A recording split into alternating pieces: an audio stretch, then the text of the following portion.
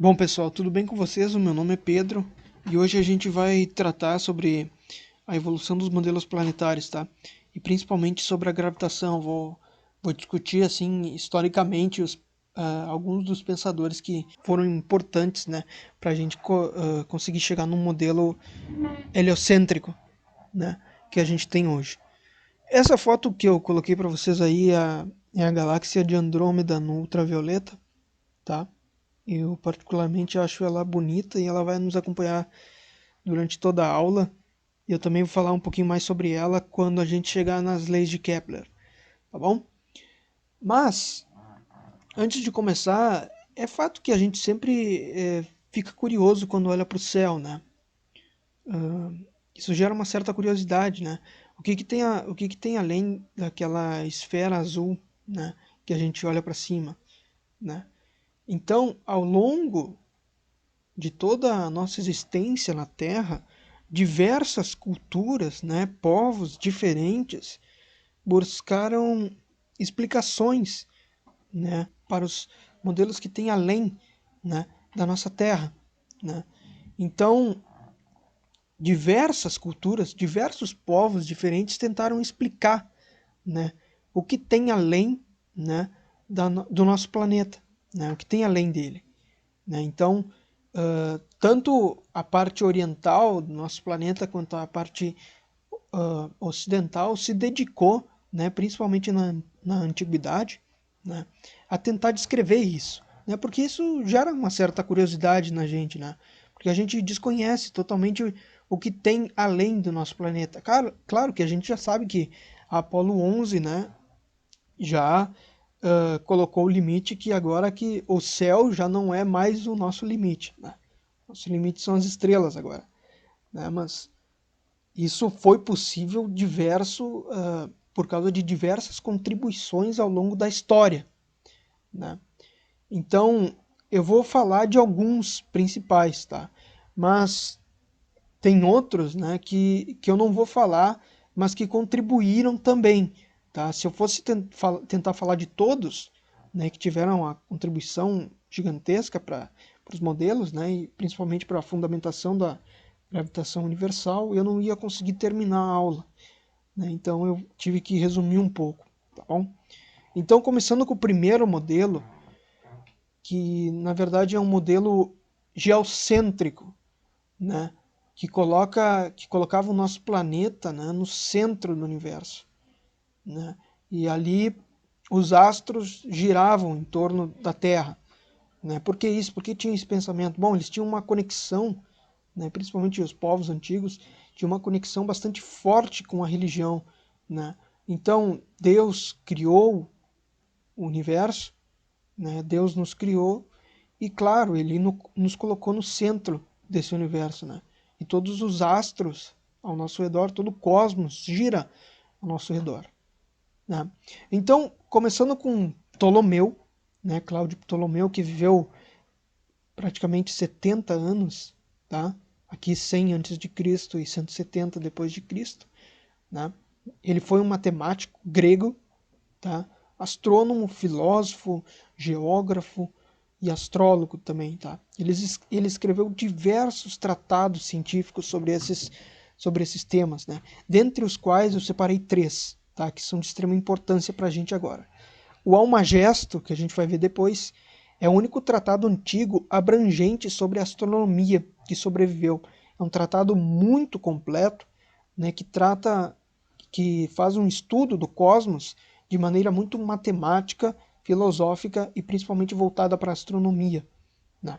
O segundo é um tratado sobre geografia, né, no qual ele discute, faz uma discussão aprofundada, né, do conhecimento geográfico do mundo greco-romano, né? Isso vai ser importante depois para as navegações, tá, que vão vir depois. E o terceiro tratado é sobre astrologia, né, no qual ele tentou adaptar a astrologia horóscopa à filosofia natural aristotélica, né, de sua época. Lembre que a época que nós estamos sitiados agora é 100 antes de Cristo até 170 depois de Cristo, tá bom?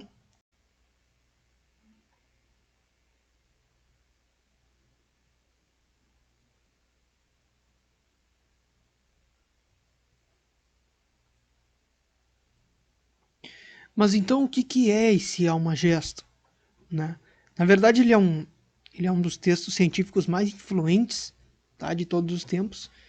E lá o Ptolomeu discute um modelo geocêntrico do nosso universo, ou seja, a Terra está no centro do universo onde os astros giram ao redor dela.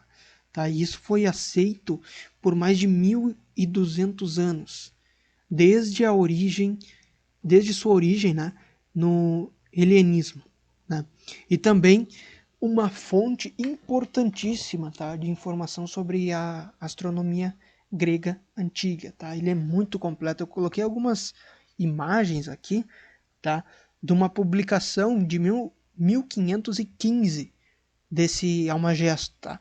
Notem o seguinte, notem que notem o caráter matemático, né, dessa análise sobre a astronomia dos astros que estão no céu, né? Notem aqui que tem as figuras, né, que ele representa aqui, né, explicando. Notem a geometria, notem como é bastante geométrico, né, a discussão dele. O texto está em latim, né, e como eu não sei latim, eu não posso falar para vocês o que está escrito aqui, né, mas eu acho que ele está discutindo, né, a posição de alguma coisa, né, e aqui ele faz uma tabela.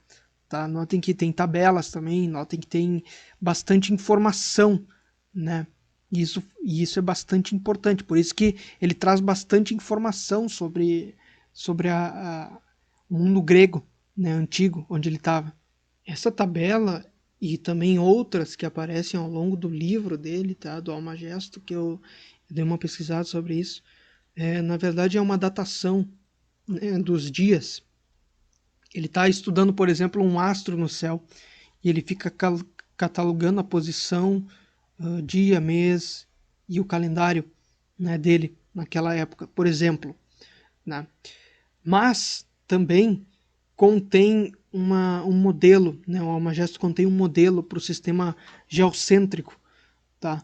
Que coloca a Terra, aqui vocês veem a Terra no centro, aqui tem a Lua, Mercúrio e assim por diante, né? Girando ao redor dela.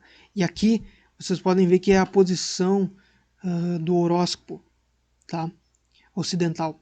E aqui seria a morada dos deuses, né? Lembrem que os gregos eram politeístas, né? Então tinham mais de um deus, né? Então eles acreditavam que no fim, né, de todo o sistema ficava o lugar, né, onde sentavam os deuses. Notem que interessante que é isso, né? Filosofia, né? Notem como a filosofia, né, a cultura de um povo influencia bastante no modelo, né? Notem que como isso é interessante, né? Mas assim, esse modelo, tá? Ele também não contava com uma coisa, tá? Não contava com o movimento retrógrado do planeta no céu. Por exemplo, essa aqui são imagens do planeta Marte, tá? Se vocês, deixa eu tentar explicar essa foto.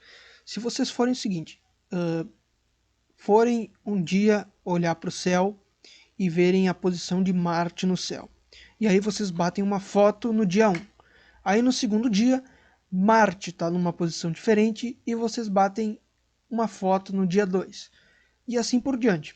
Quando vocês tiverem N fotos, né, vamos dizer assim, N dias, vocês coloquem, fazem uma superposição dessas fotos e colocam todas elas na mesma foto. Vocês vão ter essa imagem ao longo dos dias. Notem que cada ponto representa o dia ou de semana em que Marte se desloca no céu, né?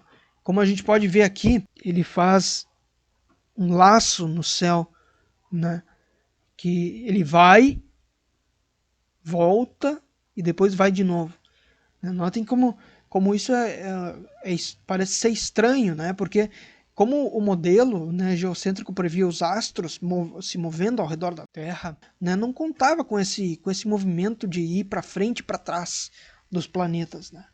Então Ptolomeu observou isso, né, catalogou e ele fez também tentou explicar por que isso acontecia.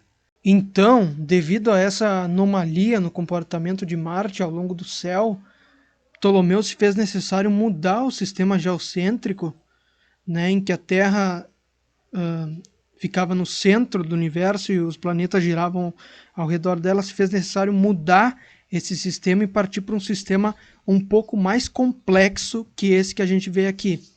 Então, esse modelo, né, que a gente pode ver aqui, foi esse modelo adotado por Ptolomeu para tentar explicar por que existia esse movimento retrógrado de Marte no céu. Né? E como vocês podem ver aqui, né, a solução que ele deu para esse problema foi colocar a Terra, né, aqui tem o centro O do círculo, né, que a gente chama de deferente. Tá? Aqui tem o centro C do planeta, vamos dizer que é Marte, tá? E esse tem um epiciclo, ou seja, ele está girando em torno desse outro círculo, né?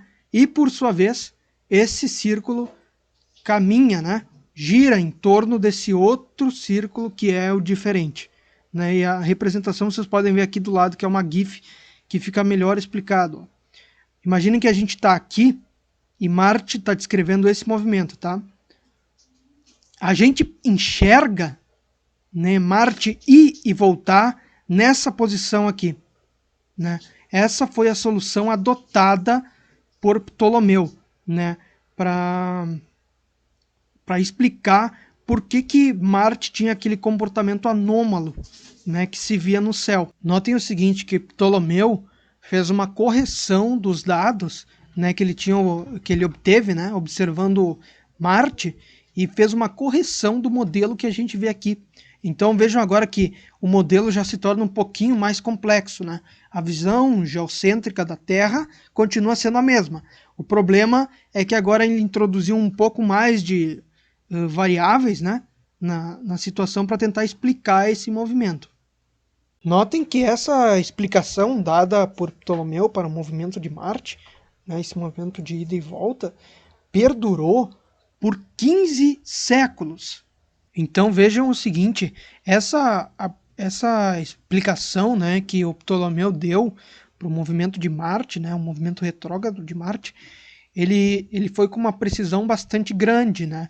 Então, por isso que os dados prevaleceram por tanto tempo. E por isso é que os árabes, né, o Almagesto, né, que é o tratado dele, em árabe significa o maior dos livros, né?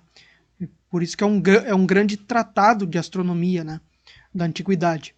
Mas vamos avançar um pouco no tempo, né, e vamos para a época do Renascimento, tá, que foi aproximadamente entre meados do século XIV e fim do século XV, tá? Para a gente se situar historicamente, eu coloquei alguns desenhos aqui. Esse aqui vocês devem saber, né?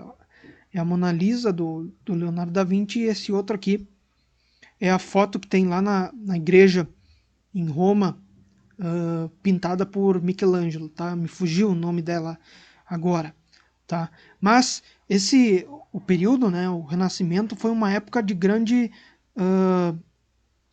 avanço, né, da ciência num contexto geral, biológico, químico e até início, né, do que a gente chama de física. Então, nessa época, as pessoas navegavam, né, navegavam muito mais do que antes, né, nas épocas passadas. Então, essas pessoas elas precisavam de mapas bastante precisos e tratados que mostrassem, né, como se podia se deslocar, né, no mar. E aí, um dos grandes tratados de Ptolomeu, que sobreviveu, que eu falei antes para vocês, foi o da geografia. Tá? Só que, com a experiência, né, com as explorações, né, dos grandes navegadores, esse processo exigia, né, dados mais precisos. Né? Os dados que Ptolomeu colocou no tratado de geografia dele apresentava erros, né? Então, os pensadores daquela época começaram a se questionar, por que não o resto da obra? Por que não o resto da obra de Ptolomeu esteja talvez contendo alguns erros ali? Né? Então, a gente chega, né, em um dos principais cientistas, né, e astrônomos que viveram naquela época. Então eu trago para vocês o Nicolau Copérnico, tá? Que viveu entre 1473 e 1543, né? Ele foi um astrônomo e matemático polonês que viveu na época do Renascimento e da Reforma, tá? E uma das principais contribuições dele foi o desenvolvimento de uma teoria heliocêntrica, né? Mas o modelo heliocêntrico, né, não surgiu no Renascimento, né? Ele surgiu na Grécia, quando Aristarco, né, de Salmos, no século III a.C., propôs um modelo em que o Sol seria o centro do universo e os planetas girassem em volta dele. Porém, esse sistema foi descartado por causa que os astrônomos gregos, naquela época, forneceram um argumento muito forte. Ou seja, a ausência de qualquer observação de paralaxe estelar.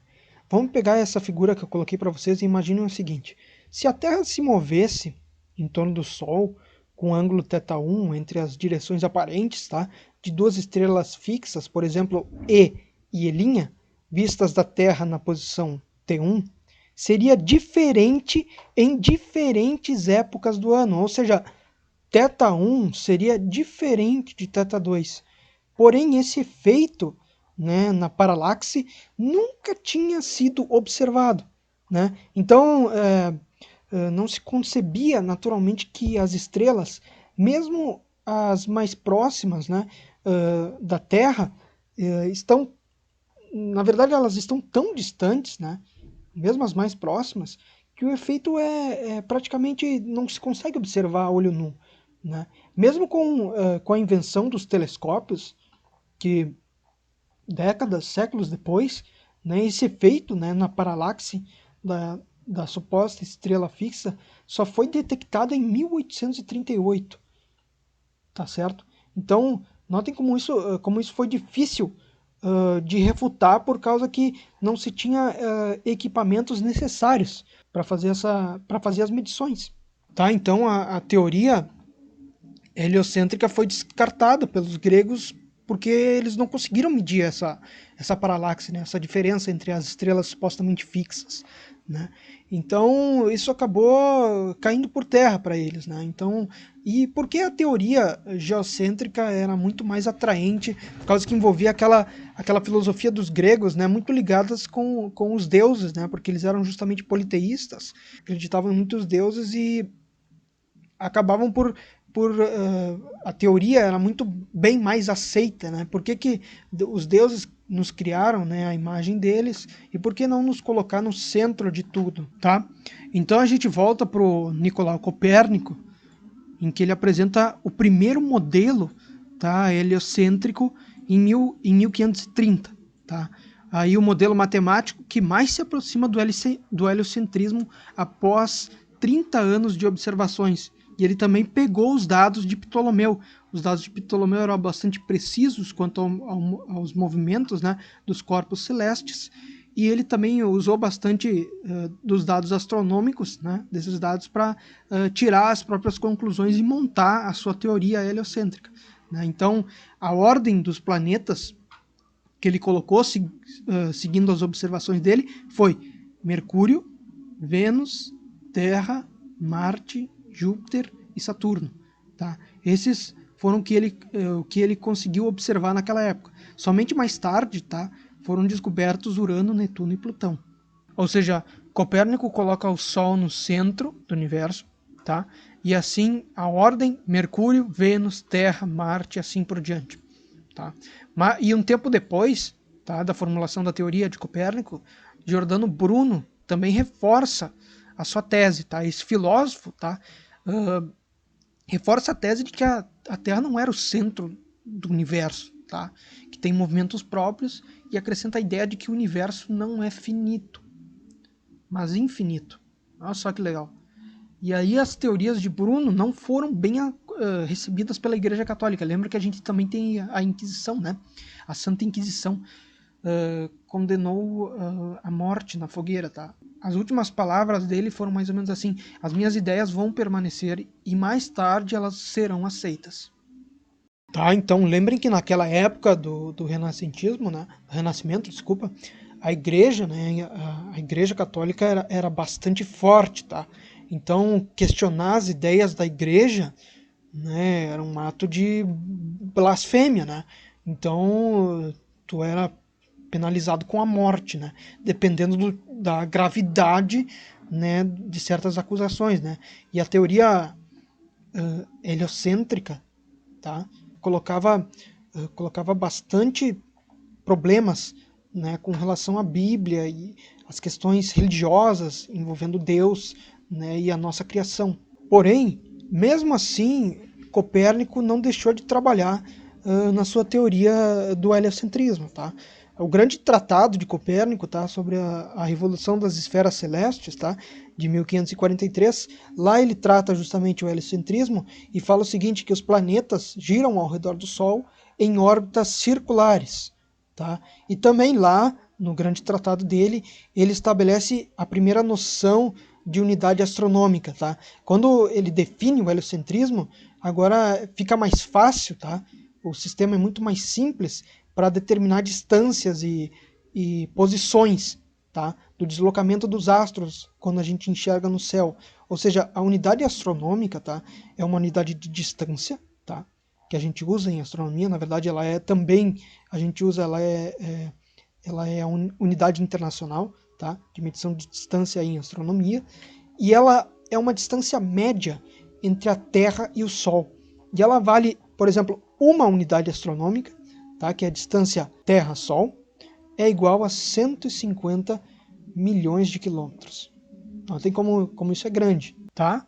Mas Copérnico não parou por aí, tá? Ele usou justamente essa distância Terra-Sol para calcular a distância, por exemplo, Mercúrio-Sol, Vênus-Sol, Marte-Sol e assim por diante. Ele fez da seguinte maneira: o Sol está nessa posição e a Terra está nessa posição, a distância entre eles é uma unidade astronômica, tá? E, por exemplo, eu tenho um planeta aqui, um planeta entre o Sol e a Terra, tá? E quando ele passar num certo ponto A, tá? Que a linha que liga AT, tá? For perpendicular à linha que liga AS, eu tenho justamente um triângulo retângulo aqui, tá? Então aí eu posso determinar a partir do seno do ângulo, tá? O valor da distância AS, ou seja, o valor da distância desse planeta P até o Sol. E foi isso que ele fez. Aqui vocês podem ver todos os dados dele das distâncias, tá? Saturno-Sol, por exemplo. E agora comparem com o valor atual que a gente tem hoje dessas distâncias. Notem o seguinte, notem como esses valores são muito próximos uns dos outros, tá? O Copérnico conseguiu essa precisão dos dados muito por causa que ele observava bastante. Lembrem que ele levou 30 anos para montar essa teoria, né? Não é pouco tempo, mas também ele agregou conhecimentos passados, ou seja, agregou os dados, né, as tabelas, todas as tabelas de Ptolomeu sobre a observação, né, desses planetas. Então, notem o seguinte, que a evolução de um modelo para o outro não se dá do nada. Tu vai se apoiando, tá, nos outros, tá, para construir um modelo que consiga explicar melhor certas coisas. E foi isso que Copérnico fez. Baseando-se nas ideias do heliocentrismo, ele construiu as ideias e fez atos grandiosos, né? A obra dele é bastante completa. Só não falo aqui porque senão não vai ter tempo de terminar a aula. Só falei algumas a título de curiosidade, por exemplo, essa aqui da unidade astronômica, né? Mas faltava também resolver um outro problema. Lembrem que o problema de Marte, né, resolvido por Ptolomeu, era bastante complexo, tinha a ver com epiciclo, né, com centro C, um monte de coisa quase que impossível, né, de compreender, né? Mas Copérnico, a partir do sistema do heliocentrismo, né, conseguiu explicar como isso acontece. Vejam o seguinte, tá? Isso aqui é uma GIF que representa a solução de Copérnico para esse problema, tá? Do movimento retrógrado de Marte. Notem aqui, eu tenho aqui o Sol no centro, a Terra gira em torno dele e aqui está Marte. Notem o seguinte, eu estou olhando para Marte, tá? E essa linha representa o meu olho no céu. Notem que eu estou aqui observando as semanas, os dias e os meses em que Marte contorna o céu, fazendo esse laço.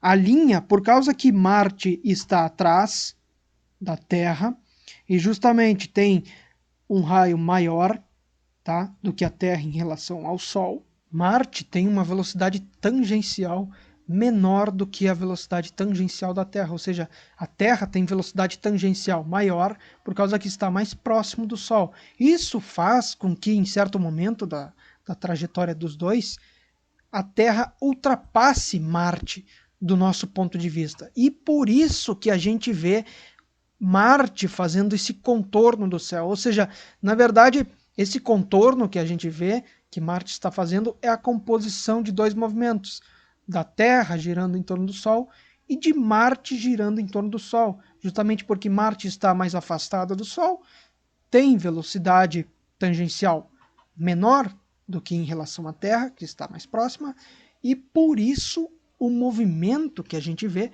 estando na Terra é justamente essa composição e a gente vê esse laço no céu.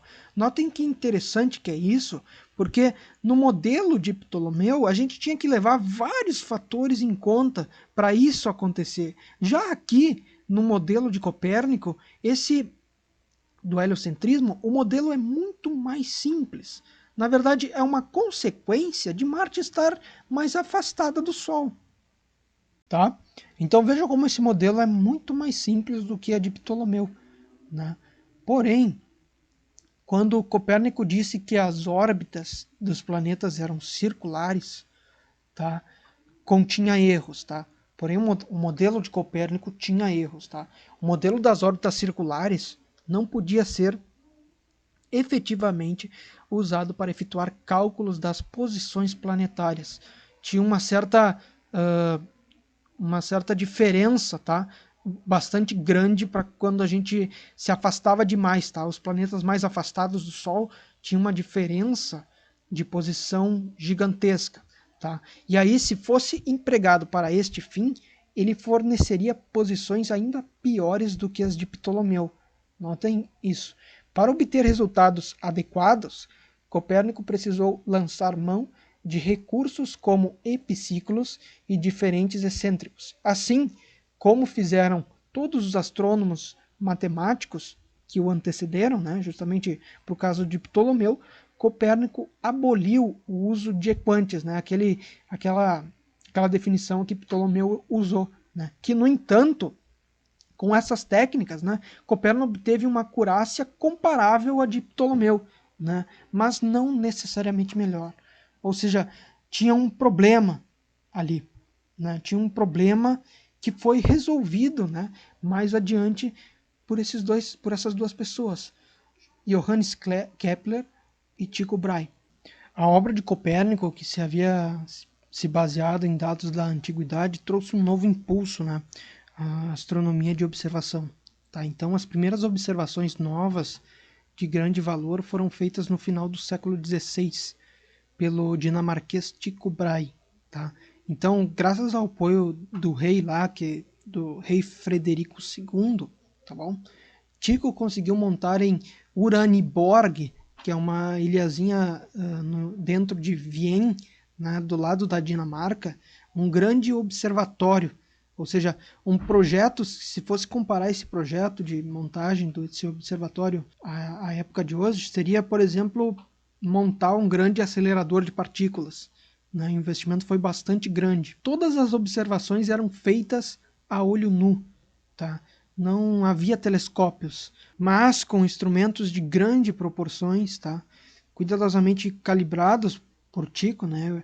Utilizando, ele tinha um dom, né, para observação, né? Ele era bastante observador, né? Então ele se dedicou a sua vida inteira, tá, à coleta de dados sobre o movimento dos planetas, conseguindo atingir uma precisão de pelo menos 2 vezes superior a das melhores observações da antiguidade, por exemplo, as de Ptolomeu. Então, o Tycho ele propôs um modelo intermediário entre os de Ptolomeu e Copérnico, tá? Ele não queria o modelo do Copérnico nem o do Ptolomeu, escolheu o dele, né? Então, esse modelo que vocês veem aqui nessa GIF que eu coloquei, tá? Em que todos os planetas, com exceção da Terra, se moveriam em torno do Sol.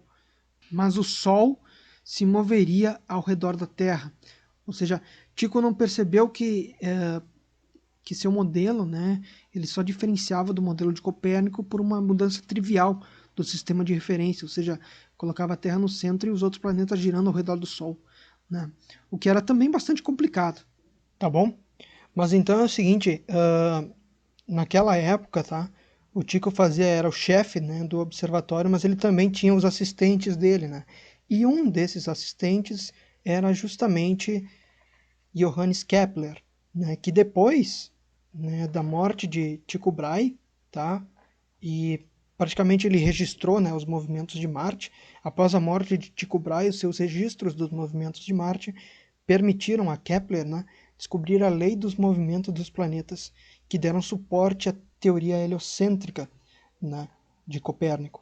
Então, depois da morte do Tycho, né, o Kepler acabou sucedendo ele nesse grande observatório, né. O Kepler foi na verdade, uma personalidade bastante curiosa, tá? Ele era motivado por uma firme convicção, tá? Do tipo platônico-pitagórico, né?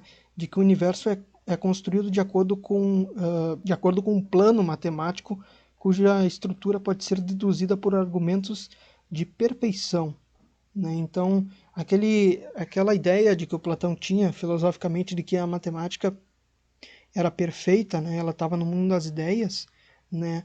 E Platão disse assim: bom, então a natureza também é perfeita, né? A natureza é perfeita, então ela deve representar também entes matemáticos, né? Nessa coisa. Por isso que o Copérnico, né?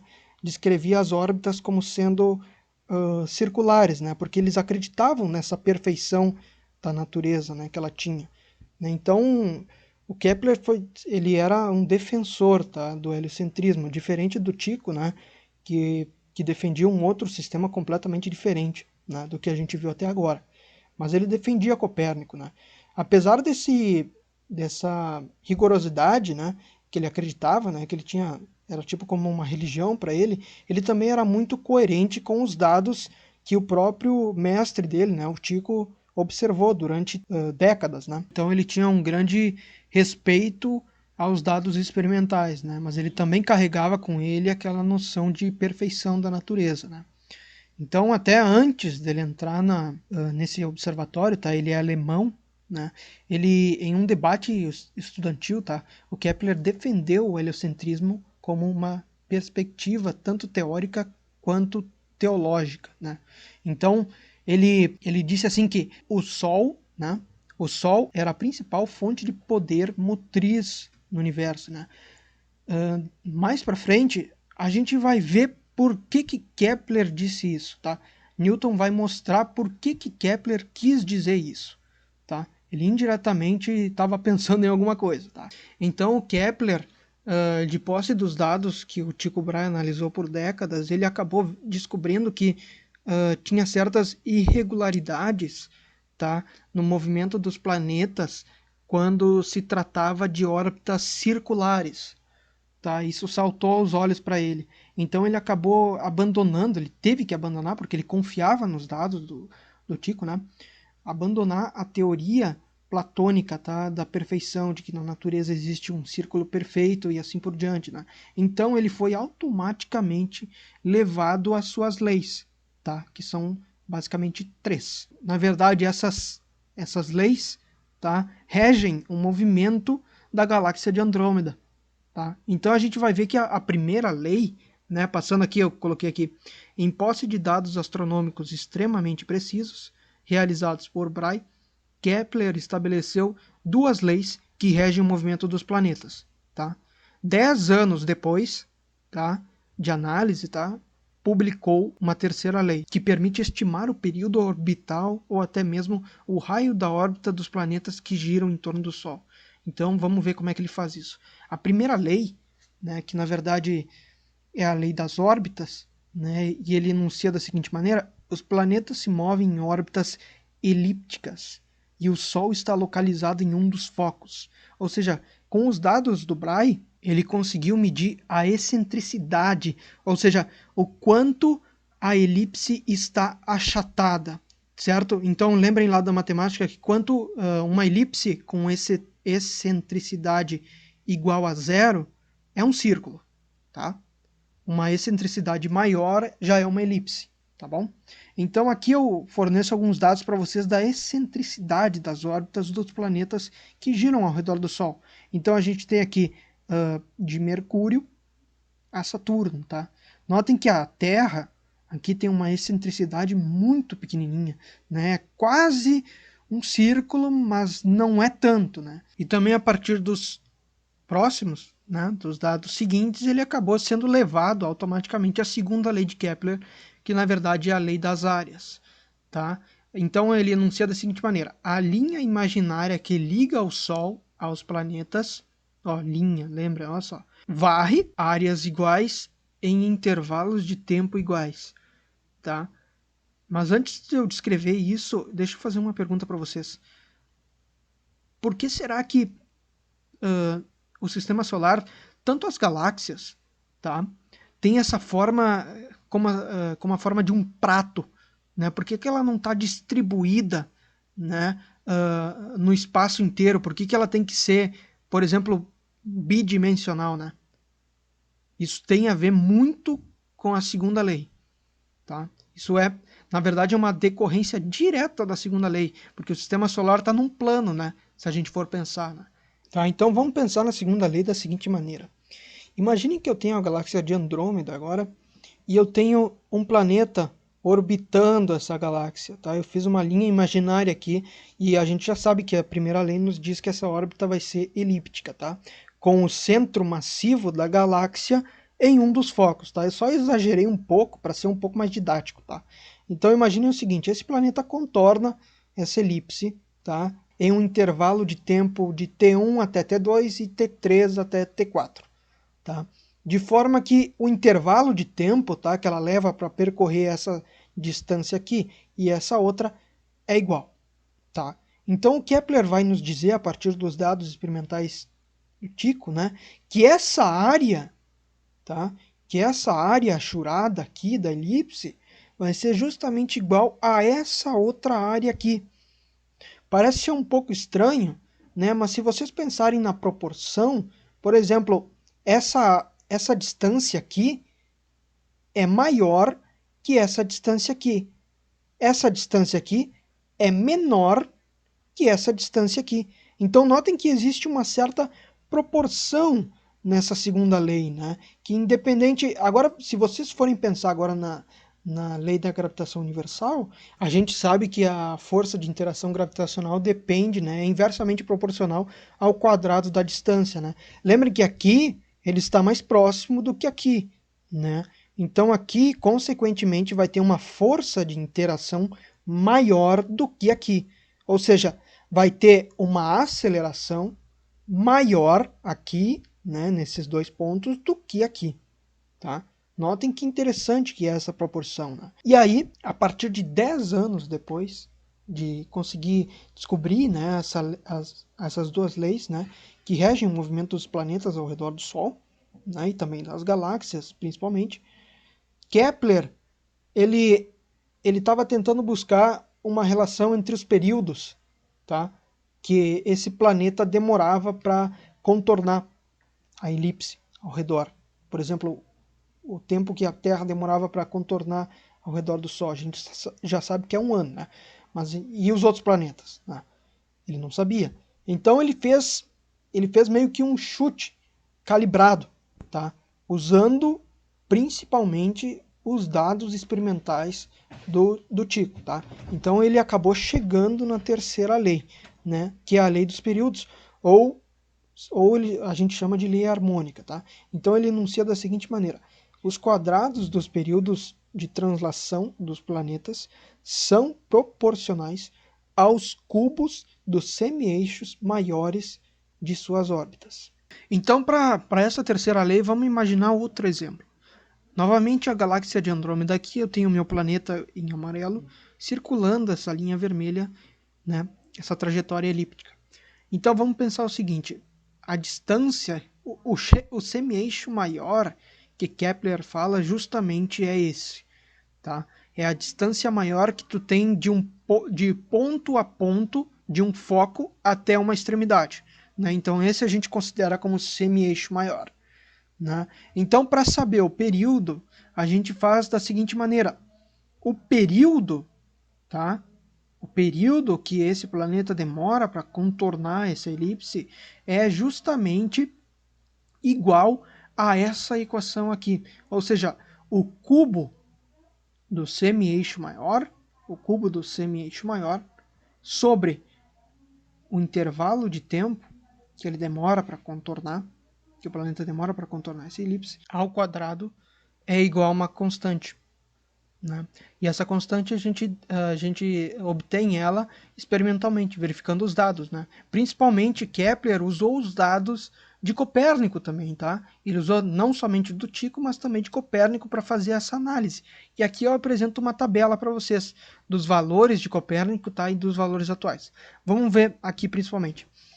Esse período, tá? Aqui a gente tem o período de órbita, tá? Em torno do Sol, de Mercúrio, Vênus, Marte e assim por diante. O período é dado em anos terrestres, ou seja, isso aqui é 0,241 anos terrestres, tá?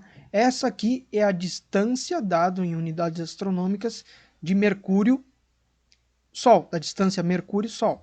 E esse aqui é o valor da constante. Notem que aqui está invertido, né? Mas se a gente inverte esse valor aqui, é justamente 1 sobre C, né? Que é justamente uma outra constante, né? Não faz diferença nenhuma. Então, a gente pode ver aqui os valores, tá? Que são praticamente próximos de 1. E a gente tem aqui os valores atuais. Notem só como isso é incrível, tá?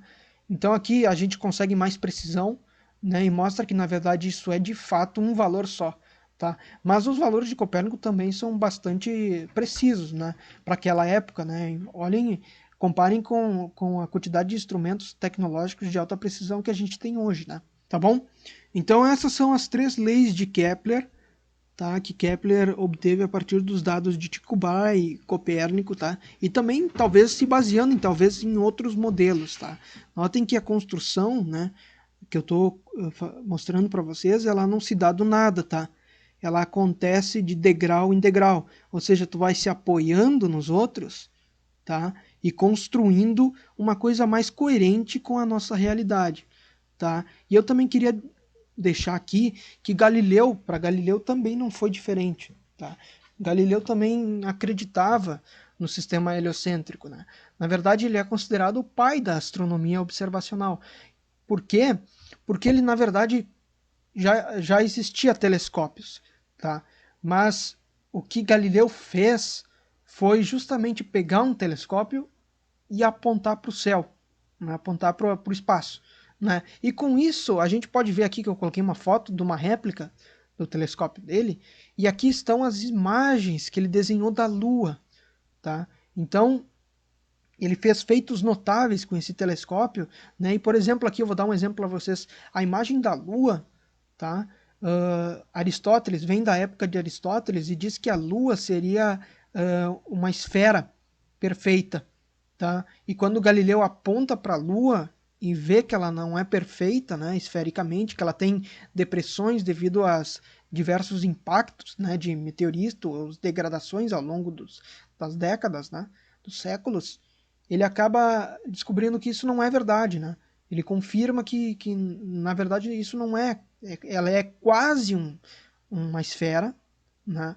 Mas ela não é uma esfera perfeita como Aristóteles estava se referindo, né? Na antiguidade, tá? Então, se eu fosse enunciar para vocês todos os feitos que Galileu fez aqui, eu não conseguia terminar a aula de hoje, tá? Mas a gente considera ele o pai da física moderna, tá? Foi ele que começou tudo, tá? Todas as observações do movimento, velocidade, né? A queda dos corpos, tudo foi analisado por ele. E depois Newton pegou tudo e construiu, né? Fez o que a gente chama de primeira unificação, né? Construiu, na verdade, a física, tá? Já estava se construindo a física a partir de Galileu, e ele fez a grande unificação, onde ele unifica, né, os princípios da velocidade, no movimento de Galileu, com os princípios da dinâmica dele relacionados à força. Mas Galileu fez diversas contribuições em diversas áreas do conhecimento, tá? Só fica aqui a minha homenagem para ele, porque ele também foi importante, tá? Para a construção e solidificação do heliocentrismo, apesar desses outros pensadores, né? Tanto Galileu quanto Kepler, né? Quanto Copérnico viveram numa era onde a religião, né? Falava mais alto, né? Então aqui a gente pode ver o primeiro telescópio dele, mas ele também foi aperfeiçoado. Tá? E quem aperfeiçoou ele foi, na verdade, Newton. Tá? Aqui vocês veem esse telescópio aqui, na verdade, é um telescópio refletor. Né? A gente vai estudar melhor esse negócio de telescópios em ótica. Tá? A gente vai ver que Newton acaba construindo um telescópio bastante eficiente, tá? Com menores proporções. Então, se também, novamente, se eu fosse falar do Isaac Newton, tá? Aqui eu não ia conseguir terminar a aula, tá? Todos os feitos dele não caberiam num slide só. Então, eu fiz um baita resumo e coloquei basicamente o que ele fez de importante para solidificar o sistema heliocêntrico, tá? Com o Sol no centro e os planetas girando ao redor dele. Ou seja, Newton usou sua descrição matemática da gravidade para provar as leis de movimento planetário de Kepler. Ou seja, ele usou as ideias de Kepler para explicar as marés, as trajetórias dos cometas, a precessão dos equinócios e outros fenômenos, erradicando a dúvida sobre a, a heliocentricidade do sistema solar. Né? Então ele demonstrou que o movimento dos objetos na Terra e nos corpos celestes poderiam ser explicados pelos mesmos princípios. Né? Então essa lei aqui que vocês vejam, ela é relativamente simples, mas ela é extremamente profunda. Na verdade, ela define por que a gente vê a galáxia de Andrômeda desse jeito. Tá? Quando a gente olha para a galáxia de Andrômeda e vê esse prato, né, esse achatamento com o centro massivo no meio e a matéria, né, nebulosa ao redor dela, a gente vê, na verdade, a lei da gravitação universal de Newton. Tá? Então, a minha aula fica por aqui, tá? Mas, se vocês estiverem interessados, tá, de como Newton chegou, tá, nessa expressão, eu vou disponibilizar um anexo para vocês, tá, em que eu faço essa discussão, tá, de como Newton de fato chegou nessa expressão. Na verdade, ele utiliza as leis de Kepler, tá, para chegar nessa expressão. E eu vou mostrar para vocês por quê. Tá? Mas a minha aula fica por aqui. Só vou disponibilizar ela como um anexo de curiosidade para vocês. Tá? Que a gente não tira as coisas do nada. Tá? A gente se apoia no ombro de gigantes e aí só assim a gente consegue enxergar mais longe que outros. Tá bom? Então eu fico por aqui e tchau, pessoal.